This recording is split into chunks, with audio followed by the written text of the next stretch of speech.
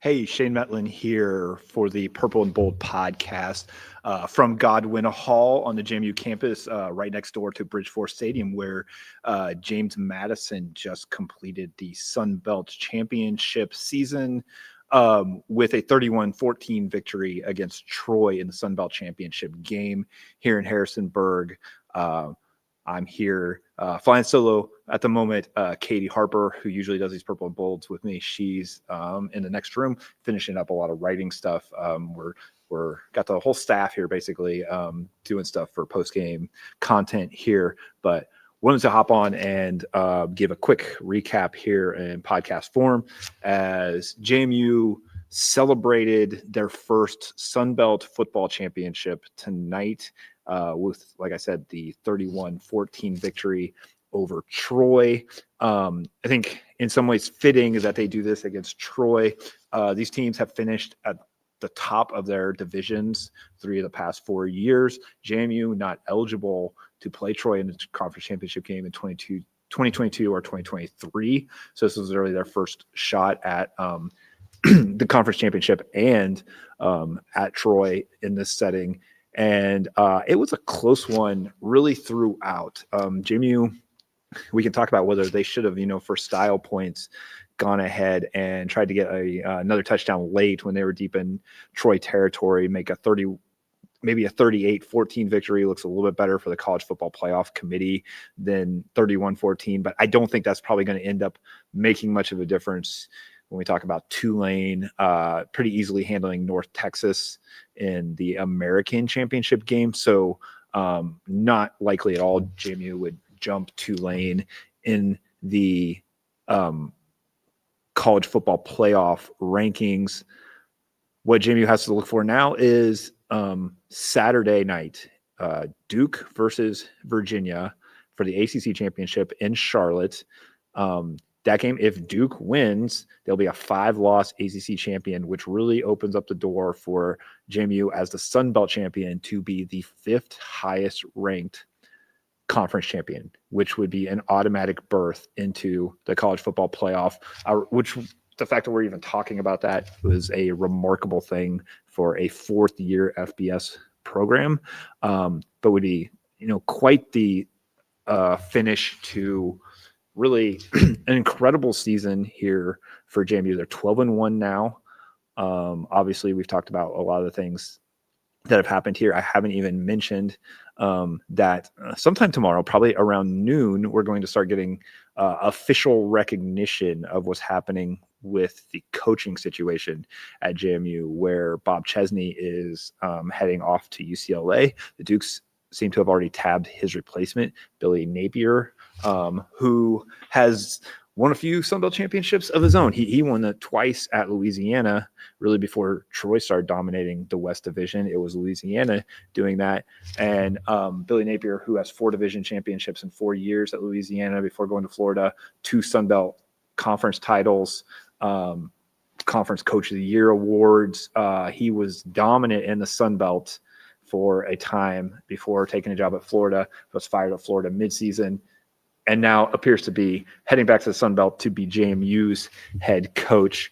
All of that happening against the backdrop of a championship game. I've never had anything quite like that happen in my reporting career, where you see all of this happening out in the open really before the championship game. So kudos to the JMU players for what they were able to do to, stay focused, stay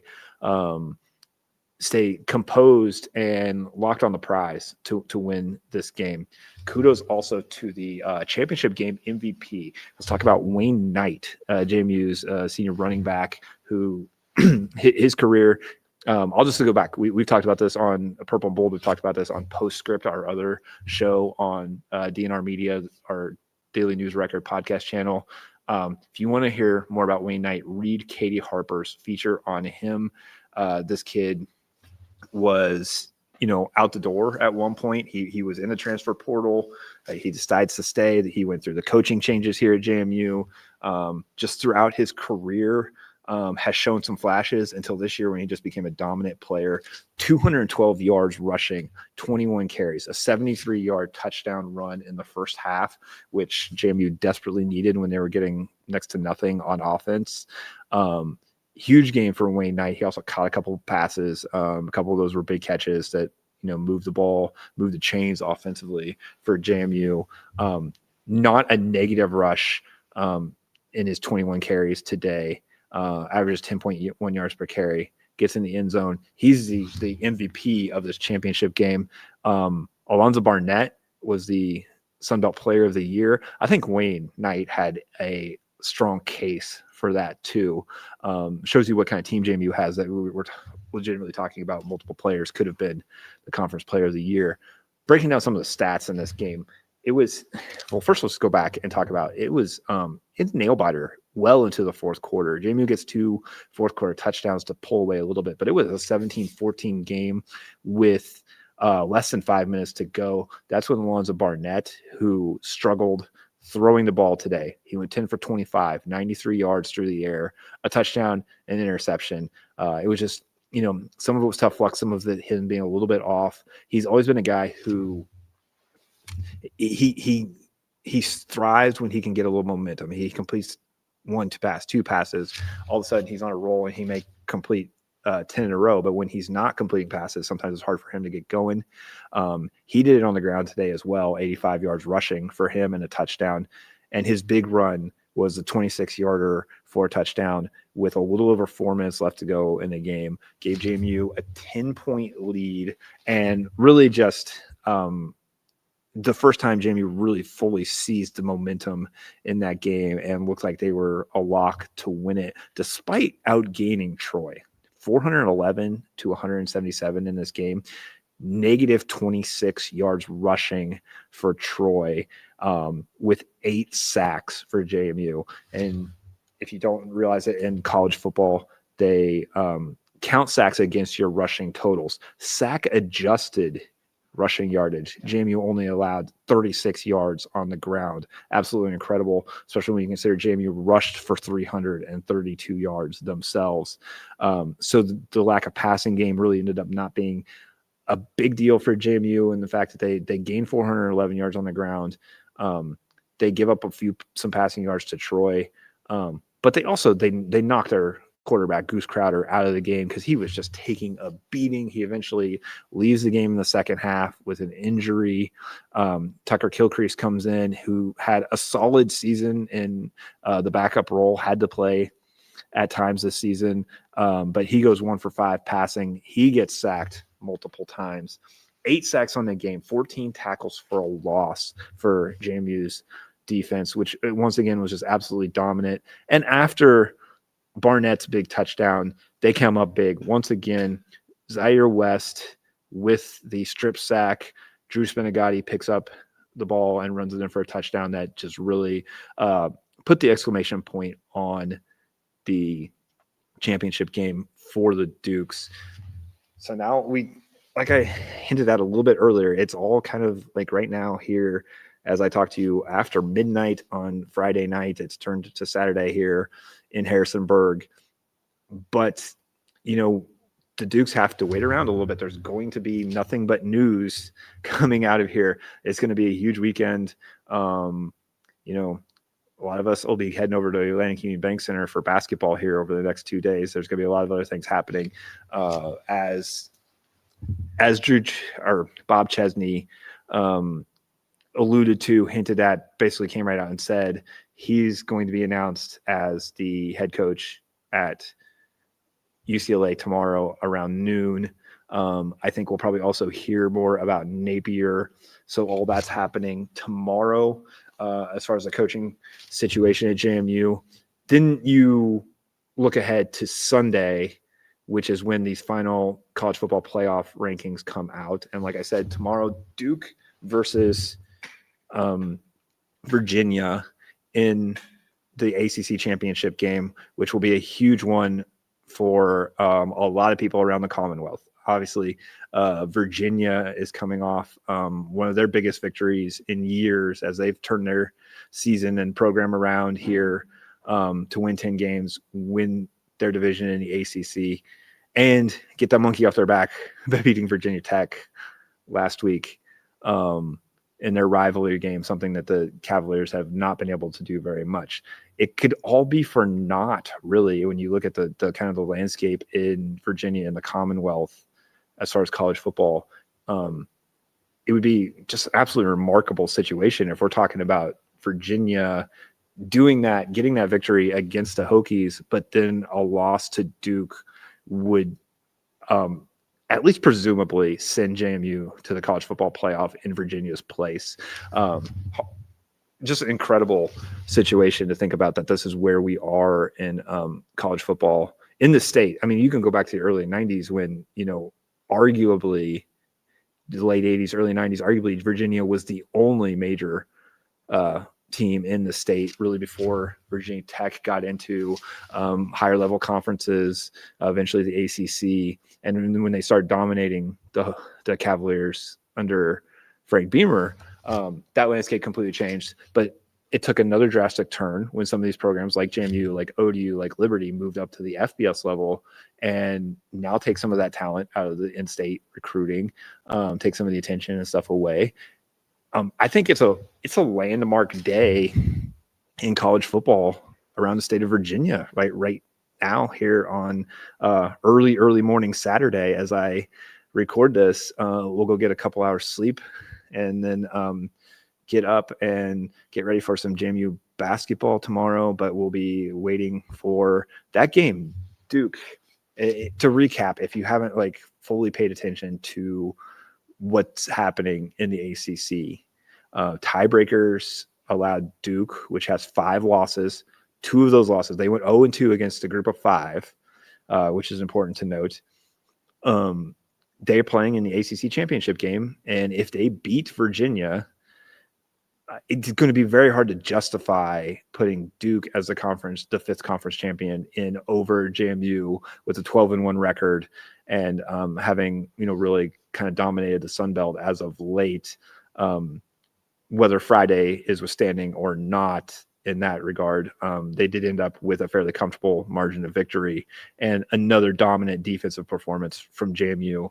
So, I do tend to believe, though, that if Duke wins, it's hardly even up to the committee at that point. Duke has not been ranked in the college football playoff. JMU was this past week.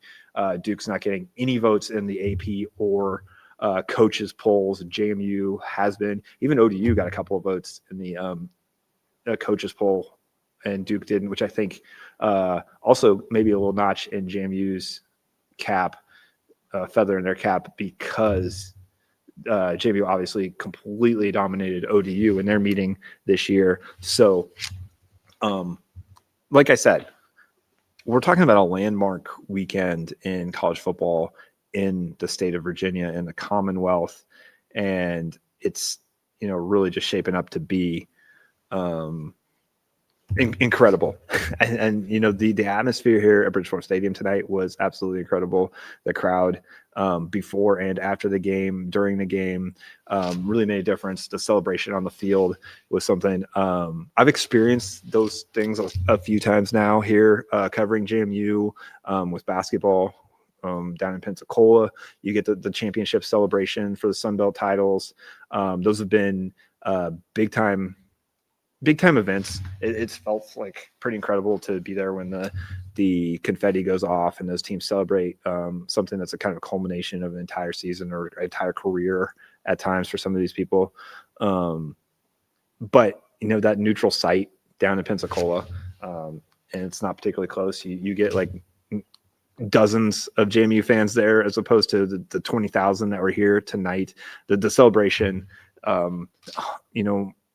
100 football players and coaches and everyone else all celebrating with their fans on the field, seeing a kid like Wayne Knight with everything he's gone through, Alonzo Barnett, everything they've gone through, getting to enjoy that moment was a pretty incredible experience to see and witness here at Bridgeport Stadium. And for just everyone involved, it's really hard to kind of completely put into words, especially as it gets late here at night, to completely really recap everything that happened.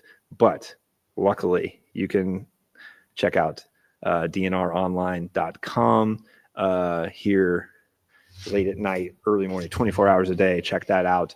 Look for our Monday edition of the DNR in print. If you want to see like all the stuff printed out, probably pick up a keepsake of the of this game. I'm sure it's going to look great on the page with big time headlines and everything else. So I encourage you to go to the newsstand and pick up the Daily News Record for that too. And also, please continue to listen to our podcast, like, subscribe, all that stuff here as we try to build up this podcast channel on the Daily News Record and the purple and bold here where we talk JMU sports. Usually me with Katie Harper. Like I said, she's busy writing away right now. I finished my column, which should be online some point this weekend. But usually Katie and I will have a little bit more of a back and forth about JMU sports. But for the meantime, this has been a quick bonus post-game episode recapping Sunbelt Championship. And that's it. Your Dukes of JMU are the Sunbelt champions, 12-1, with a chance to make it to the college football playoff and a championship coach on the way to Harrisonburg to join them. Really just an absolutely unbelievable time. Like, it's kind of unfathomable to even just like speak that sentence, that all actually makes sense here on the campus of James Madison University. But in the meantime, I'm going to wrap this one up. It's late. I'm going to get home, get a little bit of sleep before I go cover basketball tomorrow. And thank you for tuning in.